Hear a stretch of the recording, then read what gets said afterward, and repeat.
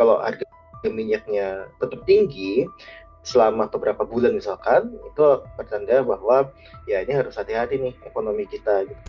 Kita ada potensi juga konflik-konflik ini bisa masuk ke Asia gitu kan, melalui perang ataupun konflik antara China dengan Taiwan dan sebagainya. Nah, ketika sudah masuk ke tahap itu, ya tentu kita harus bersiap lebih lebih kuat lagi gitu kan, karena itu sudah terlalu dekat dengan Indonesia gitu.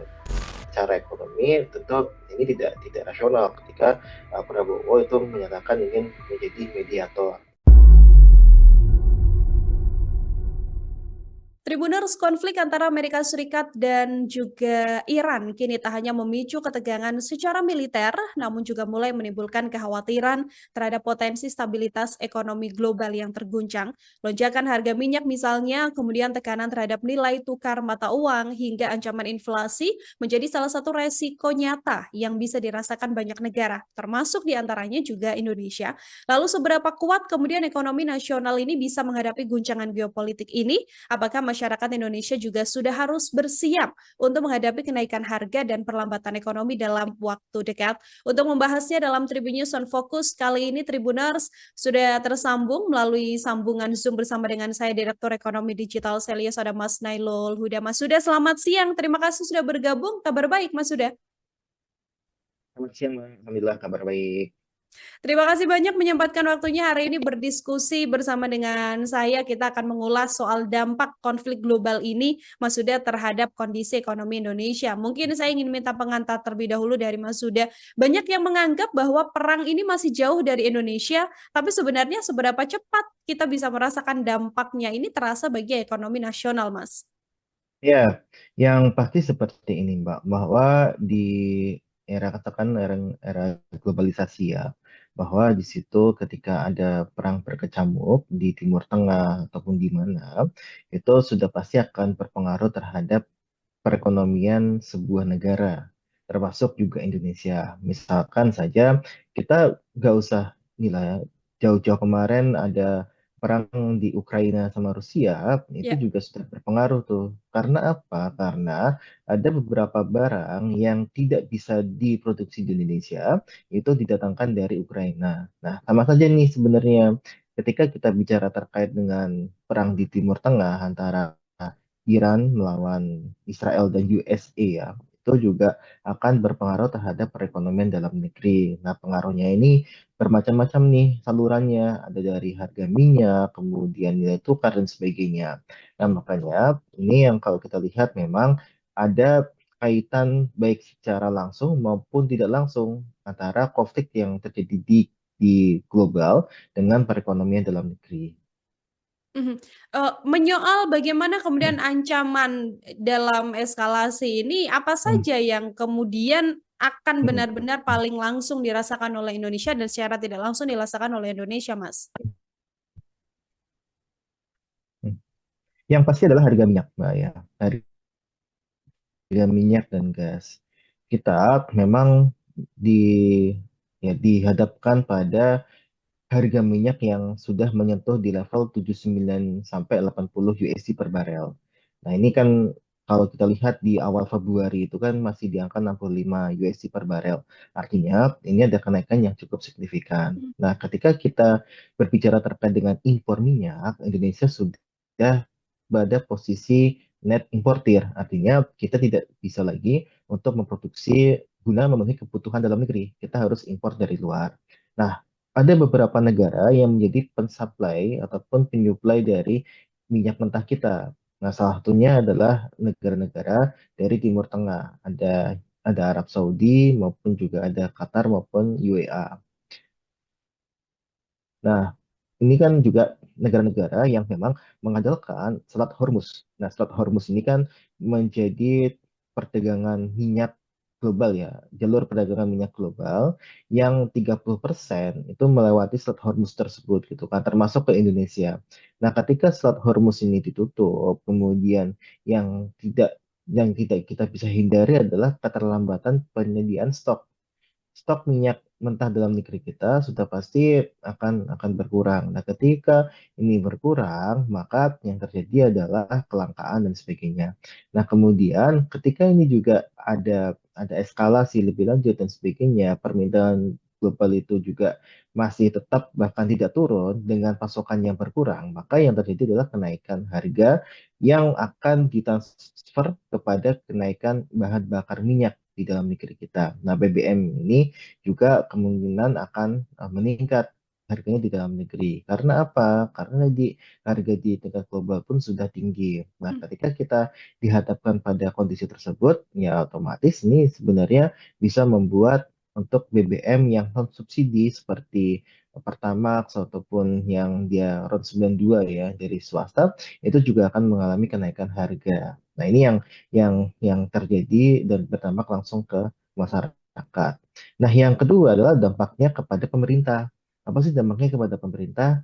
Nah, tentu ketika harga minyak itu cukup tinggi dan saya rasa juga ini akan menyebabkan pembengkakan pada subsidi BBM. Nah, ketika subsidi BBM membengkak, maka yang terjadi adalah pemerintah harus mengatur ulang untuk realokasi anggaran dan sebagainya. Nah, ketika tidak dinaikkan harganya, tentu ini akan mengakibatkan anggaran kita akan jebol. Tapi kalau dinaikin harganya, tentu akan lebih lebih mengurangi lagi daya beli masyarakat. Makanya ini memang pemerintah dihadapkan pada kondisi yang cukup sulit ketika harga minyak itu meningkat secara relatif tajam gitu kan. Bahkan kalau kita lihat harga minyak global per laporan dari ini ya beberapa lembaga internasional bisa menyentuh hingga 100 sampai 120 USD per barel. Itu cukup Mhm. cukup tinggi. Mhm. Dan kenaikan, atau lonjakan harga BBM ini keniscayaan yang memang sudah tidak bisa dihindari oleh Indonesia, Mas Huda?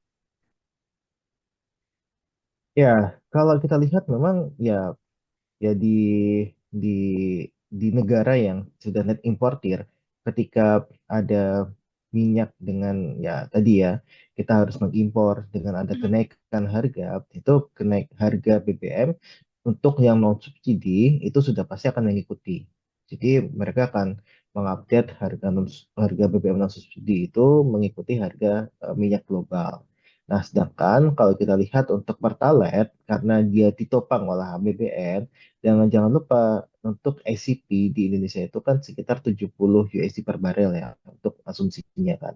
Nah, ketika dia menyentuh 80 atau bahkan 100 hingga 120 USD per barel, maka pembengkakan subsidi ini akan cukup besar gitu. Nah, ketika dia dinaikin harganya Pertalite ya, itu pasti akan beresiko kepada daya beli masyarakat dan sebagainya. Makanya ini juga juga keniscayaan bagi BBM non subsidi, tapi kalau BBM subsidi, saya rasa pemerintah bisa merelokasi anggaran dari anggaran-anggaran yang mungkin besar gitu ya, seperti infrastruktur dan sebagainya, untuk menopang BBM subsidi. Agar apa? Agar kalau kita kalau kita bicara terkait dengan daya beli kita semakin bagus gitu kan. Kalau ini dibiarkan dan ada kenaikan harga pertalite, tentu akan berimpact kepada daya beli dan juga akan berimpact kepada resiko-resiko politik maupun resiko sosial lainnya.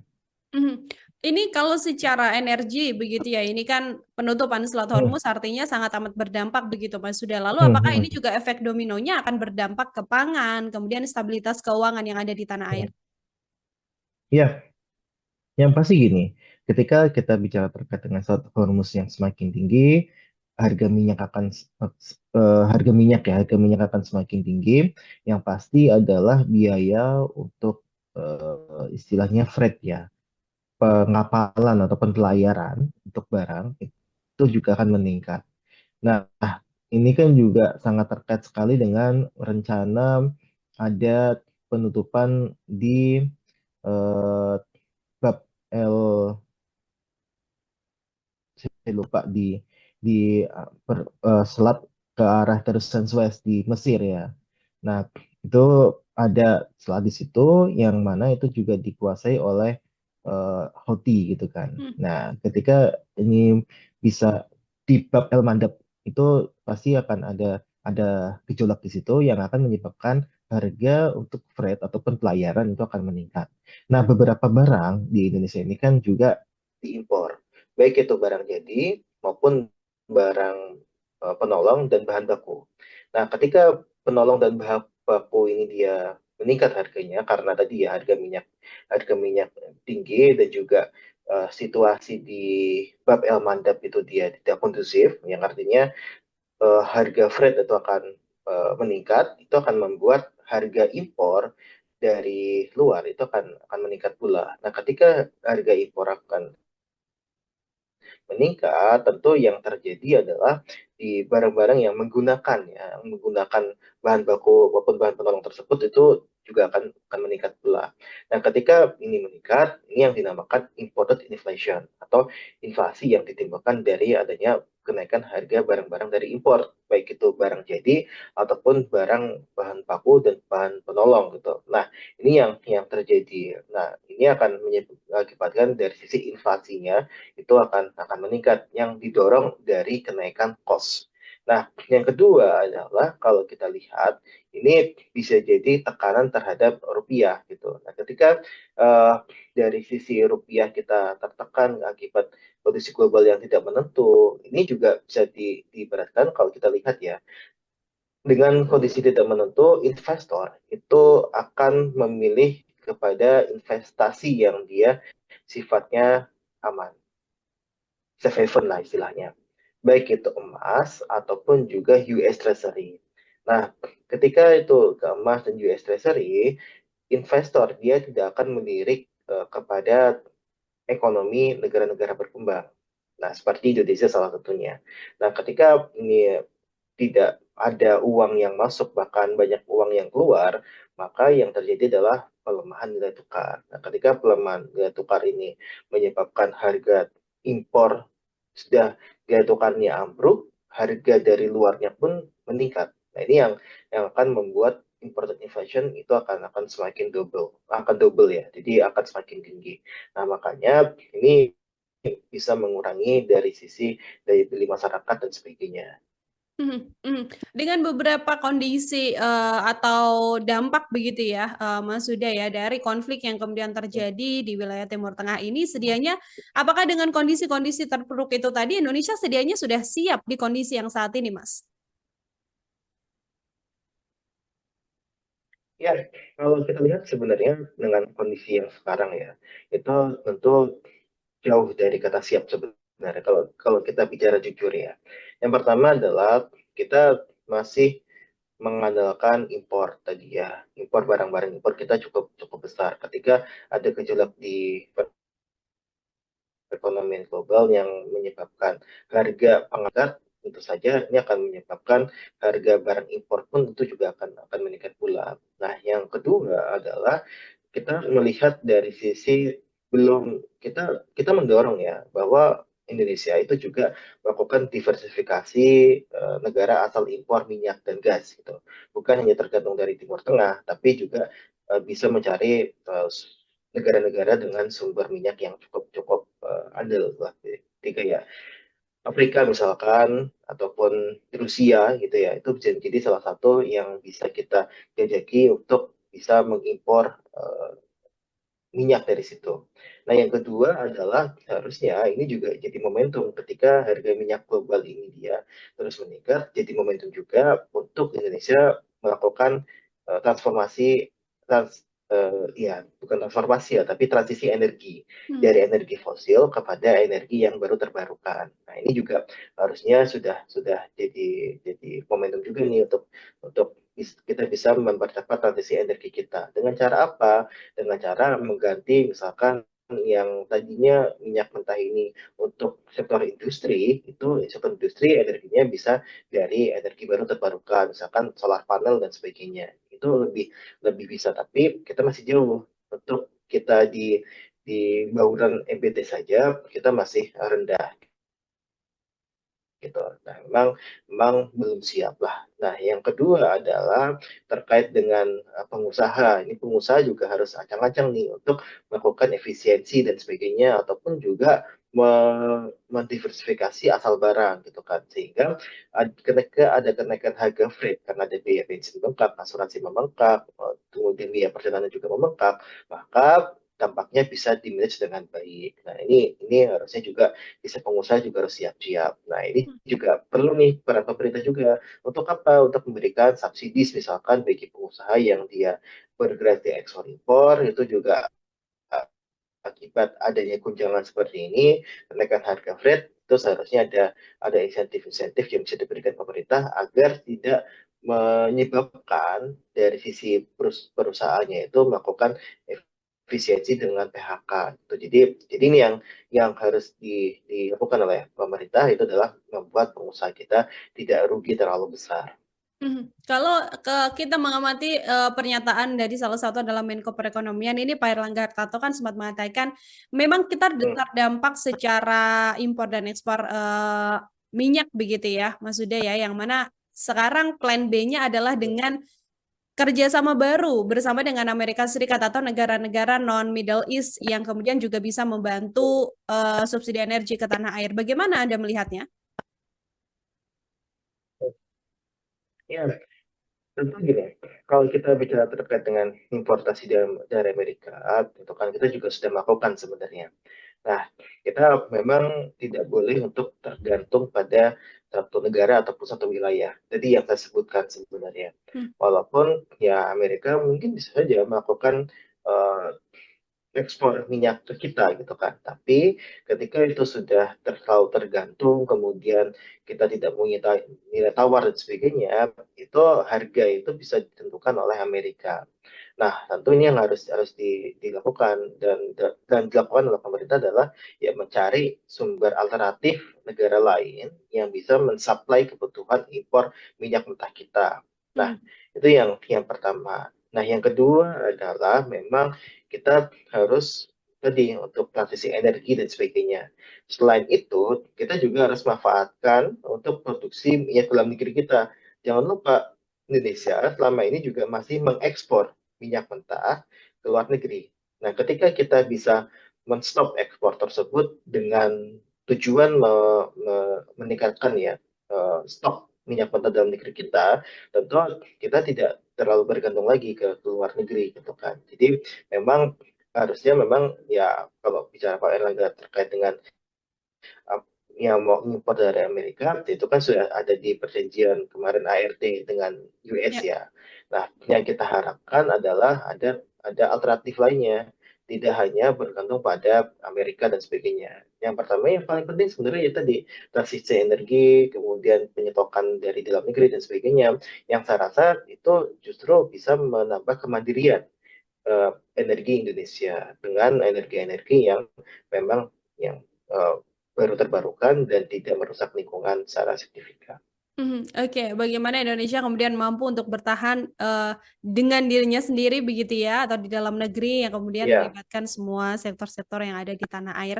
Mas, Huda, apakah kita, masyarakat begitu ya, bisa membaca di titik mana konflik global ini tuh sudah masuk ke tahap yang bisa dikatakan ini sudah lampu kuning bagi perekonomian, terutama juga perekonomian di tanah air?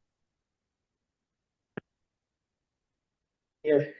Hmm, Sebenarnya kalau kita bicara lampu kuning ya, itu harus melihat dari sisi harga minyak. Harga minyak itu menjadi salah satu eh, penanda lah ya, signaling bahwa ini sedang konfliknya akan meluas dan kalau harga minyaknya tetap tinggi selama beberapa bulan misalkan, itu pertanda bahwa ya ini harus hati-hati nih ekonomi kita gitu kan. Masyarakat harus bisa lebih berhemat, pemerintah juga harus bisa lebih menyiapkan ya dan sebagainya. Itu yang jadi tanda sebenarnya. Nah, yang kedua adalah memang yang kita tidak inginkan ya bahwa ada imported inflation yang cukup tinggi. Nah, sebenarnya dari sisi harga minyak dan imported inflation itu saling berhubungan, tapi dua dua indikator tersebut itu sebenarnya sudah bisa membuat masyarakat itu sadar oh ini tidak tidak baik-baik saja dan sebagainya. Jadi Kalau saya rasa sih sebenarnya dua hal itu ya. Tapi bisa juga ditambah dengan apa? Dengan ya misalkan untuk konfliknya sudah meluas nih, karena kita ada potensi juga konflik-konflik ini bisa masuk ke Asia gitu kan Hmm. melalui perang ataupun konflik antara China dengan Taiwan dan sebagainya. Nah, ketika sudah masuk ke tahap itu, ya tentu kita harus bersiap lebih lebih kuat lagi gitu kan, karena itu sudah terlalu dekat dengan Indonesia gitu. Nah, ini yang memang harus kita siapkan. Tapi kalau kita lihat signalingnya itu harga minyak itu pasti akan berpengaruh terhadap pertumbuhan ekonomi global ya. Terus kemudian juga imported inflation. Imported inflation ini biasanya akan berpengaruh terhadap nilai tukar dan sebagainya. Mhm. Kalau kemudian Indonesia ini kan sempat mengatakan Mas Huda bahwa melalui Kemlu Pak Presiden bahkan siap untuk menjadi mediator begitu ya. Kalau dari sisi ekonomi, apakah kemudian peran dari Indonesia ini punya dampak secara ekonomi juga bagi situasi yang ada saat ini?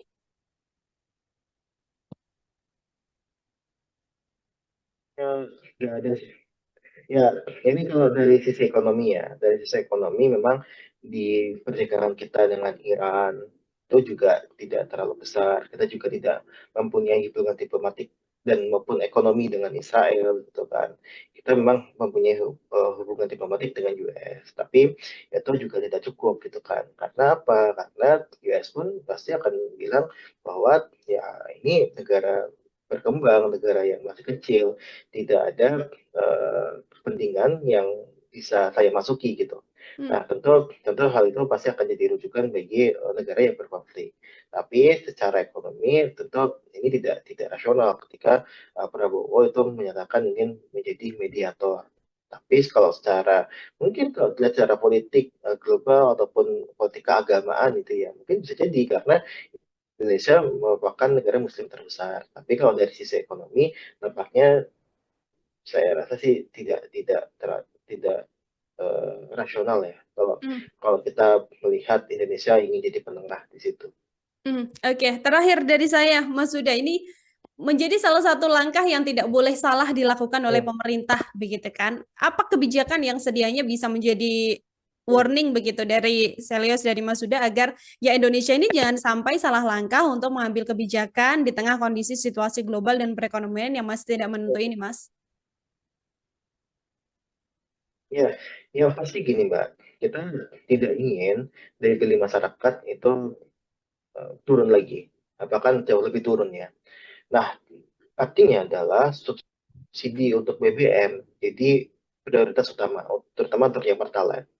Karena apa? Karena subsidi BBM ini ketika dicabut subsidinya atau dikurangi subsidinya, sehingga harga Pertalite meningkat, maka impact-nya bisa kemana-mana.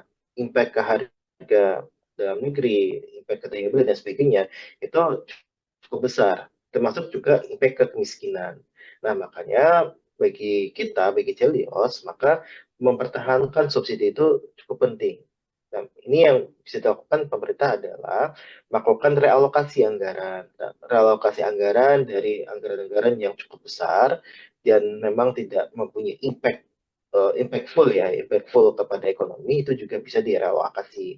Misalkan untuk infrastruktur, kemudian mungkin kita bisa sedikit untuk merelokasi dari MBG ataupun yang lainnya gitu ya, bahwa di situ yang paling utama adalah dari sisi daya beli masyarakat Hmm. tidak terpuruk gitu.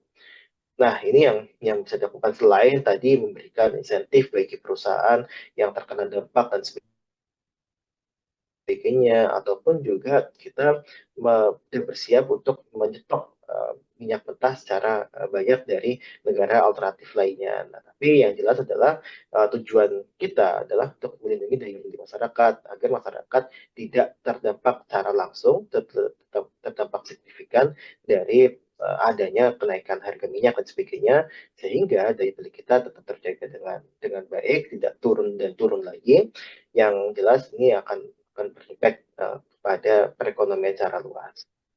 Oke, ini harus menjadi wanti-wanti atau antisipasi juga ya, Mas Huda ya, Ya, dari pemerintah agar kemudian tidak salah langkah di tengah kondisi perekonomian yang terjadi saat ini dan dampaknya juga tidak cukup besar juga akan dirasakan oleh masyarakat Indonesia seperti itu. Mas Huda luar biasa, terima kasih banyak untuk kesempatannya berdiskusi sama-sama. bersama dengan saya hari ini. Semoga di lain waktu ada momen kembali untuk berbincang dengan topik-topik lainnya. Selamat sore, selamat beraktivitas kembali, Mas Huda. Sore, sore. Ya, Tribuners, demikian obrolan saya bersama dengan Direktur Ekonomi Digital Selios, Mas Nailul Huda dalam Tribun Fokus kali ini. Nantikan obrolan saya dengan sejumlah narasumber lain dan tema-tema lain hanya dalam Tribun News on Focus. Saya Nila Irda pamit undur diri. Terima kasih banyak dan sampai jumpa. Download Tribun X sekarang. Menghadirkan lokal menjadi Indonesia.